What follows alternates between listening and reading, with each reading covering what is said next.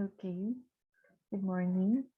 So, this is our last meeting or last topic for the first semester of the academic year 2021 and 2022. That means this is the last topic to be included in your final examination. So, uh, in your final examinations, there are only two major topics that are to be included. So two major topics as coverage. First one is the geometric shapes, which we are done discussing last time. And the second one is on codes, which is the topic for today. So let's start. Now, in mathematics, it's not just only numbers that we're talking about. Kasi in mathematics, we're talking about symbols and different other things or theories or theorems. But one of the basic or major thing that we are dealing with in mathematics are the numbers.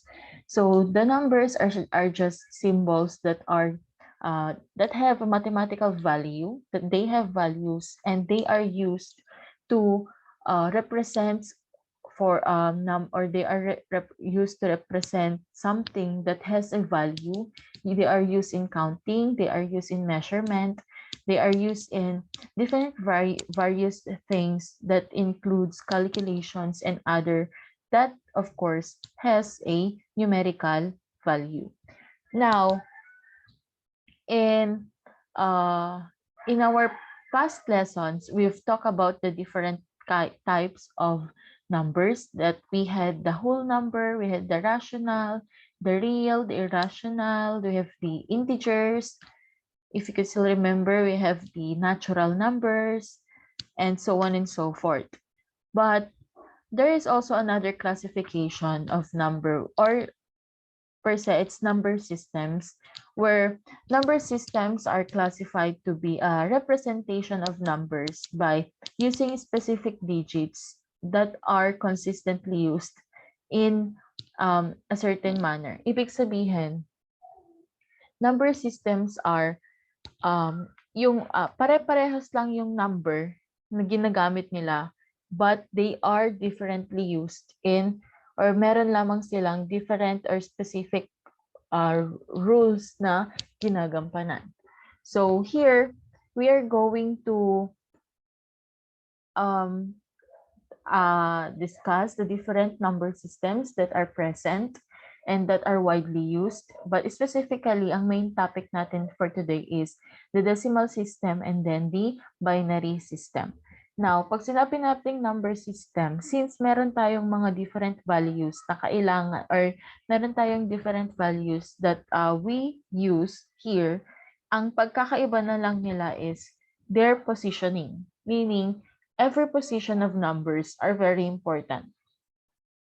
They are very vital to give any specific value sa ating numbers. So, as I said kanina, we have different types of number systems. We have the binary system, which of course, from the name binary, which means 2, we only have a base 2. Meaning, dalawa lang na numbers ang ginagamit natin. We have here the 0 and the 1. So, yun lang yung ginagamit natin, the 0 and the 1. Sa octal number naman, from the name octal, which means 8, it's a base 8. And it uses numbers from 0 to 7. Yung decimal naman is base 10, deci. And it uses the numbers 0 to 9. And yung hexa natin is, since hexadecimal, meaning it's 6 and 10, so it's a base 16. And here, ang ginagamit niya is 16 or 10 numbers and 6 symbols. So we have 0 to 9 as your numbers and we have A to F as your symbols. But in our present numerical system, ang ginagamit talaga natin is the decimal number system. As you remember, as you noticed, ang ginagamit lang natin na numbers are 0 to 9 and ginagamit lang or ang pagkakaibahan na lang is the positions, the place values, kung saan nagbabago yung value ng numbers na ginagamit natin. We're just repeating them consistently and ang ginagamit lang natin are 0 to 9. Yun lang yung mga may values sa atin. So, but also, binary system is also widely known kasi it is usually used in technological things. So, for programming, usually ginagamit nila yung binary system and other different things. But these two are usually the medyo famous famous types of number systems. So let's start with our decimal number system. Let's try to look at it in the perspective of number system. Yung hindi lang from 0 to 9, so on and so forth. So from the prefix itself, which is deci, it means 10. If you could still remember our decagon, it's 10 sides. So deci or dec means 10. And as I said, we use the numbers 0, 1, 2, 3, 4, 5, 6, 7, 8, and 9 as the cases or as the symbols we're using under the decimal number system. Now, in our number system that we're using, when we count, we use the place value and we use the place value to give credit kung ano yung value ng number na na binibilang natin. We start from the rightmost part and we go to the left part. So meaning if you have here 100, you start here, papunta tayo doon. Yun yung ating basis ng ating place value. So as I said kanina, the numbers or the place of the symbols are very important. Magkaiba yung, of course, we know that 7 is part of the decimal number system. But magkaiba yung pagkakalagay ng 7 natin dyan. If yung 7 natin ay may katabi na 0 and yung 7 natin walang katabi na 0. That's the reason why the positioning of the numbers, the place value of the numbers are very significant. Okay? So let's try to recall the different place values. Starting with the rightmost part, this is our ones. Okay? Or sometimes we use the units. So since this is base 10, pag sinabi nating base 10, if you raise 10 to 0, that would give you 1. Kaya siya ones digit. Yung susunod is tens. Kasi if you raise that to 10 raised to 1, that's equal to 10. Kaya tens digit. Yung susunod, 10 squared. 10 times 10, that's 100. Kaya ito ay tinatawag natin na hundreds. Sunod, that's your thousands. That's because 10 cubed is just the same as 10 times 10 times 10, which is 1,000. So that's your 1,000 place value. And that goes on if you continue going on to the left part. That would, ang ginagawa mo na lang is 10 raised to 0, that's 1. 10 raised to 1, that's 10. 10 raised to 2, that's 100.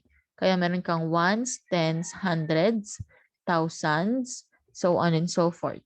So that's your place value system ng ating decimal. That's a place value notations of our decimal number system.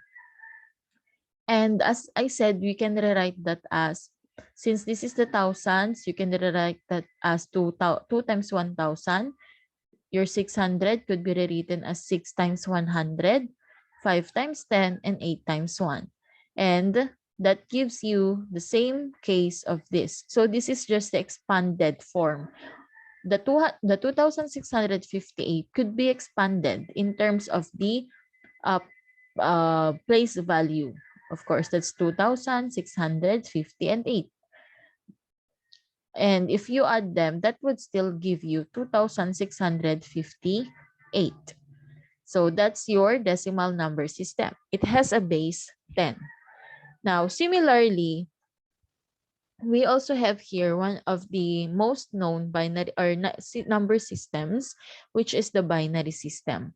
From the name itself na by meaning 2, gumagamit lang tayo ng base 2. So ang ating base, kanina we have a base of 10. Ang base natin ngayon is just 2. And ang ginagamit natin na numbers ay 1 and 0. Yun lang. Ang nakikita lang natin sa binary system is 0 and 1. Wala nang ibang numbers. 0 and 1 lamang. Okay? Now, in the same manner, we have here, this is an example of a binary number. And as you can see, 0 and 1 lang yung nakikita natin. But mind you, this has a different value when we convert it into decimal number. Okay? Now, kanina, ang base natin is 10.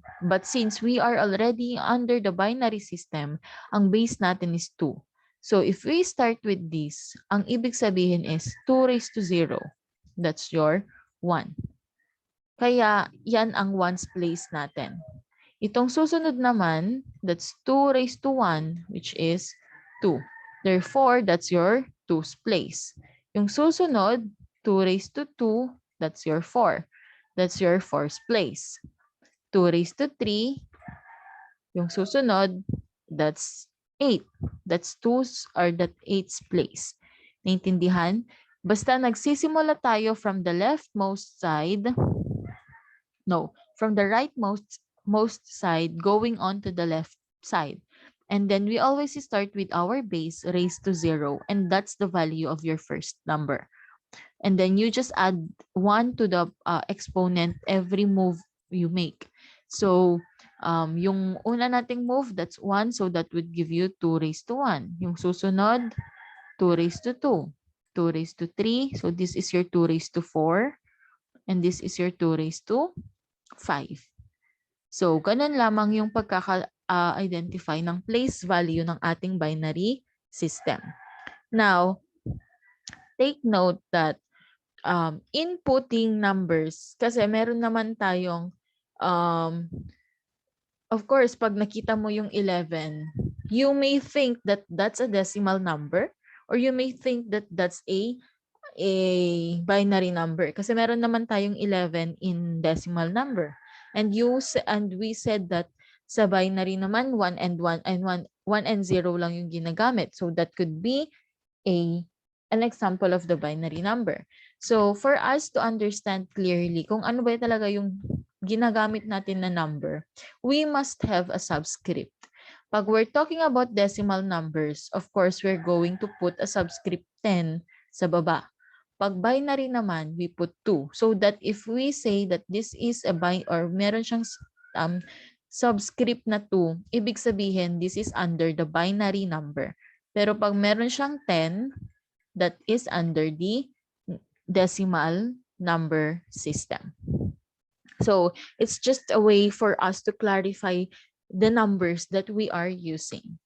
So we are also going to talk about the different steps on how we convert binary numbers to decimals and the vice versa. So let's start with from binary to decimal. Pag magko-convert tayo ng binary to decimal, simple lang naman ang gagawin. We're just going to multiply the numbers to their places. So kung meron kang makitang 1, of course, you're just going to multiply it to 2 raised to 0. Yung 0 na, no need to multiply it kasi that would eventually give you 0. Yung 1, so since that's 2 raised to 2, so 1 times 2 raised to 2, so on and so forth. And then you're just going to add them. So for example, meron ka ditong binary number, and ang gagawin mo lang is, we're going to write this. Okay. You know that this one is your 2 raised to 0. This is your 2 raised to 1, 2 raised to 2, 2 raised to 4, and 2 raised to 5. Now, ang i-multiply na lang natin are the numbers na may 1, and that's this. And then we just add them. Okay? So that would give us 2 raised to 5 plus 2 raised to 4 plus, since this is 0, we don't have to write it na. We go to 2 raised to 1 plus 2 raised to 0. Okay? Now, 2 raised to 5, that's 32. 2 raised to 4, that's 16. 2 raised to 1, that's 2, and 2 raised to 0, that's 1. So you're just going to add them. So we are able to get, that's 48, 49, 50. We were able to get 51. So let's check. Wow, it's 27. Okay. So 0, 1, 2, 3, 4. Okay, 0, 1, 2, 3, 4. Okay? So we were able to get 27 rather, not 51. So the exact value of this binary number or in decimal is 27. But of course, as I said, you put the subscript whether it's 10 or 2. Okay? Let's try another one. So we have here 1, 0, 1, 1, 0, 1, 1. So what we're going to do is to multiply or to put all of this in 2 raised to 1, 2 raised to 1, I know that's 2 raised to 0, 2 raised to 1, 2 raised to 2, 2 raised to 3, 2 raised to 4, 2 raised to 5, and 2 raised to 6. Now we're just going to multiply them together. So we have 2 raised to 6 since sila lang yung may 1, and then 2 raised to 4, and then 2 raised to 3, 2 raised to 1, and 2 raised to 0. So you're just going to multiply them. So you will be able to get, uh 1, 2, 8, that's your 16, that's your 64. So you're just going to add them so that you will be able to get 91. So your binary number is equivalent to your 91 as decimal number. Okay? Now, when we convert naman pabaliktad from decimal to binary, ang gagawin lang naman natin is to simply divide. We're dividing them by 2s. Okay? So, if we example, we're going to convert 130 to binary. Ang gagawin mo lang is, start with 130. You divide that by 2. Your quotient will be 65. And yung remainder mo is 0. So, that's your first or that's your ones. Or kung gusto mo, you can write naman na this is your 2s of zeros. So, yung 65, yan na yung ilalagay mo dito. So, 65 divided by 2, that's 32. Meron kang remainder na 1. And that's your 2 raised to 1 or 2s. So, yung 32, start here. 32 divided by 2, let's give you 16, which has a remainder 0. That's your 2 raised to 2 or your 4s. Now, yung 16, we put here. That's 16 divided by 2. That's 8, remainder 0, which is 2 cube or 8. Gets? And now your 8 here would be your 8 divided by 2. That's 4 with the remainder 0, which is on your 16th place. So we're just basically doing this until we come up with a remainder na, or we come up with the quotient na 0. So 1 divided by 2 is 0. So we stop na. Okay? Now, ang gagawin nyo na is, or pag nag-divide ka na kasi dito, ang remainder mo na lang is 1. Okay? So here, we're going to stop pag nakakuha na tayo ng 0 dito. That means that ang gagawin na lang natin is to move backwards. And that would be your your binary number. Starting from here, you go backwards. That is your binary equivalent. So let's try again. We're going to divide, or we're going to change the decimal number 69 to binary. Starting from 69 divided by 2, that would give you a quotient of 1. That's your ones place. Your 34 divided by 2 gives you a remainder 0. Your 17 gives you a remainder 1. Your 8 gives you a remainder 0. 4, remainder 0. 2 remainder 0, 1 remainder 1. Then stop since nakuha na natin yung 0 dito. And then we move backwards. That's the equivalent binary number of 69. Okay? Now, how about when we do operations on binary numbers? Now, if you would like not to follow the following rules, pwede namang i-convert nyo muna yung binary number to decimal and then you add them just like you're adding simple numbers. Pero pag gusto niyo naman na makuha agad yung answer in binary, since paano naman kung your answer should be written in binary. Alangan namang i-convert mo siya sa decimal, mag-add ka, then convert mo ulit sa binary. That would take you a lot of time. That's the reason why we have here the different rules that we need to remember when we add binary numbers. Just remember that when adding, think of the idea that you're just using two numbers, 0 and 1. So dapat kahit mag-add kayo, 0 and 1 lang ang makukuha and makikita ninyo na numbers. So if you add zeros together, you get a 0. If you add 0 and 1, you get a 1. You get a 1. That should be 1. You get a 1. Now, if you add 1 and 1, you get a 10. Okay? So let's try to look at this. So this should be a 1. Okay. So for example, you're going to add these two decimal numbers. Ang gagawin mo lang naman is to arrange them vertically. And then starting from the rightmost, 1 plus 0, that's 1. 0 plus 1 is 1. 0 and 1 is 1. And 1 plus 1 is just 10.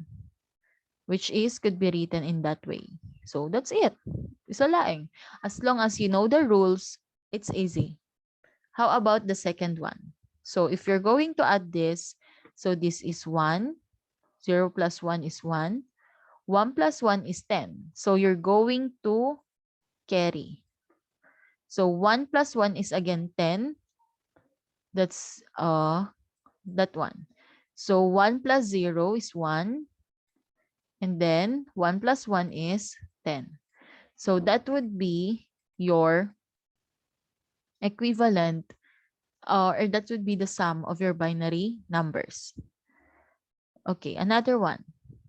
So just add them. 1 plus 0, based from the rule, it's 1. Should be 1, not 0. I don't know. Now 0 plus 1 is 1. 0 and 0, that's 0. 1 plus 1, it's 10. Now 1 plus 1 plus 1, that's 11. 1 plus 1, that's 10. 1 plus 1, that's 10. So this is the equivalent binary number or the sum of the two binary numbers. Okay? While for subtraction, the same case, meron din tayong rules na kailangang intindihin. The difference of zeros is just 0. 1 minus 0 is 1. 0 minus 1 is also 1, pero kailangan mong mag-borrow. Let's try to look at this.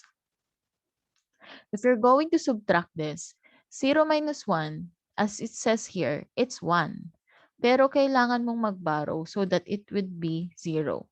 Kasi pag hindi ka nagtanggal dyan, that would mean the same. Magbabago na yung value natin kapag hindi ka nag-borrow. Okay? So remember, pag 0 minus 1, you're just going to write 1, pero you borrow 1. So that's 0 minus 0, 0. 1 minus 0, 1. 1 minus 1 is 0. But in binary numbers, wala tayong first number na 0. I mean, hindi tayo naglalagay ng 0, 1, 0, 1. We're just going to start with 1. So you can omit pwedeng mo na lang tanggalin yung 0. That would give you 101. Subscript 2. Okay? Another example. How about this? Again, 0 minus 1 is 1. Pero you borrow. So 0 minus 0, 0. 1 minus 1, 0. 1 minus 0 is 1. 1 minus 1 is again 0. But you can erase that. So that the answer is just 1, 0, 0. 1. So that's your subtraction. How about for multiplication? Now, in multiplying binary numbers, we have again rules. Of course, just like your decimal, 0 times 0 is 0. 1 times 0 is 0. 1 times 1 is 1. And that's it. That's the rule. That's just the rule that we need to follow. And we just need to multiply the decimal or the binary numbers like we're multiplying decimals. For example, you have this. So it's 0 times 1, 0 times 0, 0 times 0, 0 times 0.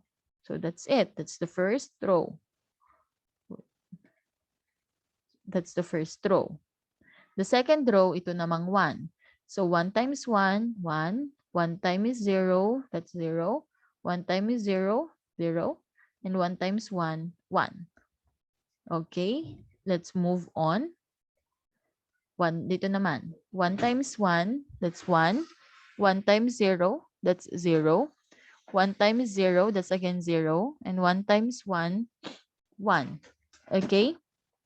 So continue that, and then what you're just going to do here is to just simply add them like you're adding binary numbers, so that you'll get 0, 1, 1, 1, 1, 1, 1. So that is the equivalent value of your binary numbers. So the product, the product of your two binary numbers is just this. Okay? So another, if you're going to do that, that would be 0. 0 lahat kasi 0 times any number is just 0. Okay? So that's easy. Here, that's 1, 0, 1, 0, 1. And then you're gonna repeat that kasi parehas lang. And then 0 siya, so 0 again lahat. Okay? And then we're just gonna add. So that would give you 0. That would give you 1. That's 1, 1. 1 plus 1, it's 10. 1 plus 1, it's 10. 1 plus 1 plus 1, that's 11. That's 1 and 1. Therefore, this is the equivalent, this is the product of these binary numbers. Now, for division, I didn't put it already here, but just to give you a glimpse of what division is, ang gagawin nyo na lang sa division is the easiest way. Kasi you have a rule also for binary numbers ng division, but that's too much. What I'm trying to give you or what I'm trying to advise you now is, if you're going to divide binary numbers, you may change them to decimal muna. Kasi that's easy to divide. Yung mga decimal numbers are easier to divide compared to binary. So that if ever na makuha mo na yung answer, then of course, i-change mo na lang siya into, it's the time that you're just gonna change it into binary back. So, pag nakuha mo na yung answer mo, mag-change ka na lang into binary. That's easier. Okay? So, we're done with codes. So, we've defined what decimal we've defined what a number system is. Na-define na rin natin kung ano yung decimal number system, the binary number system, how to convert binary to decimal and decimal to binary. And we're also done with the different rules in addition, subtraction, and multiplication of binary numbers. So that is the last thing, or that is the last lessons to be included in your topic or in your examination. So I would like to remind you that you need to finish all your requirements before January ends, because that will be the end of your first semester. So that I will have time to compute for your final grades. Okay? So if you have any questions, just contact me. Don't hesitate to PM me so that I would clarify any questions if there are any. So goodbye, and I will see you again next time. Thank you.